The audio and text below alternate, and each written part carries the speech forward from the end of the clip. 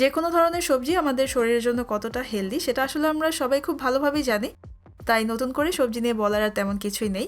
আর সবজির রেসিপির জন্য অনেকদিন থেকে রিকোয়েস্ট পাচ্ছিলাম, তাই আমার আজকের রেসিপি হচ্ছে মিক্সড ভেজিটেবল অথবা মিক্সড ভেজিটেবল স্টার ফ্রাই।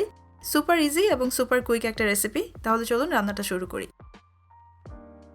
শুরুতে আমি চুলায় একটা হাঁড়িতে একটু বেশি করে পানি ফুটিয়ে নিয়েছি, আর এখন ফুটন্ত পানিতে আমি প্রথমেই দিয়ে দিচ্ছি গাজর। এখানে দুটো গাজরকে আমি এরকম ছোট করে কেটে নিয়েছি।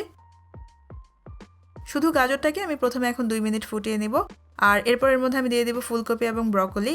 এগুলোকে আমি একটু ছোট করেই কেটে নিয়েছি, আর দুটোই এখানে প্রায় 1.5 কাপের মতো করে আছে।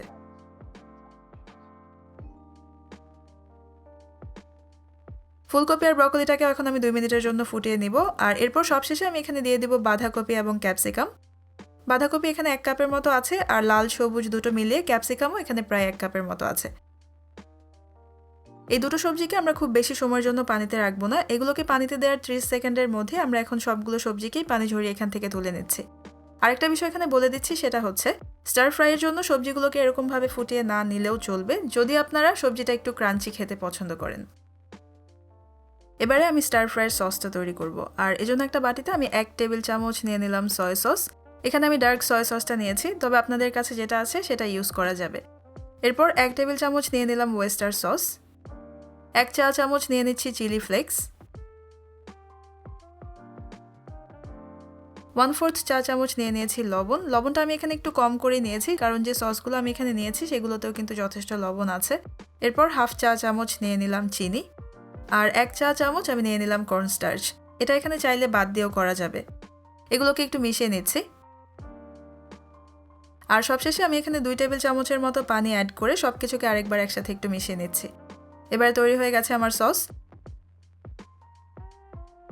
রান্নার জন্য চুলায় এখন আমি একদম হাই হিটে একটা ওয়াক বসিয়ে নিয়েছি। এর মধ্যে প্রায় 2 টেবিল চামচ তেল নিয়ে নিলাম। তেলটা গরম হয়ে যাওয়ার সাথে সাথে এর মধ্যে এখন আমি নিয়ে নিচ্ছি আদা এবং রসুন কুচি, আর নিয়ে নিচ্ছি মাথা থেকে অল্প করে কেটে নেওয়া 3টা কাঁচা মরিচ। আদা এবং রসুন দুটোই এখানে প্রায় 1 টেবিল চামচের মতো করে আছে।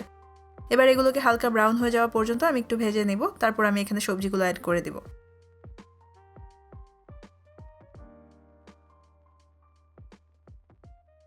সবজিটাকে এখানে দিয়ে এখন আমি এটাকে একবার একটু নেড়ে নিচ্ছি।